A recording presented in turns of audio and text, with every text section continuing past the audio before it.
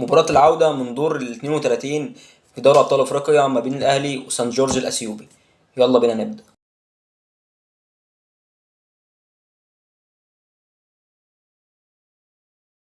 أهم مميزات الأهلي الفترة دي إن الأهلي بقى عنده تنافسية كبيرة في جميع الخطوط، يعني حسين الشحات وبيرسي تاو وأحمد عبد القادر وكريستو مع تألق رضا سليم في أول ماتشين ثلاثة، فبيخلي اللعيبة تفرق في أرض الملعب. زي الكهرباء الفترة اللي فاتت برضه مش عاجبه إن هو ما بيسجلش أهداف، رغم إن هو قبل كده كان في فترات بتعدي عليه ما بيسجلش أهداف، لكن السبب إن هو متضايق في حاجة شكل كده إن بقى في منافسة قوية برضه في خط الهجوم بوجود موديست وبرضه وجود صلاح محسن. الأهلي بدأ اللقاء بتشكيلة الوهلة الأولى لو أنت شفتها هتقولي 4-2-3-1، لكن لا جديد يذكر ولا قديم يعاد. مارسيل كولر طريقة ثابتة، طريقة نهج فني ثابت، حتى لو الأسماء اتغيرت لكن هو حافظ بال4-1-4-1 في الحالة الدفاعية أو ال4-3-3 في الحالة الهجومية بوجود راس مثلث بس في خط الوسط. ورغم تواجد عبد القادر وكريستو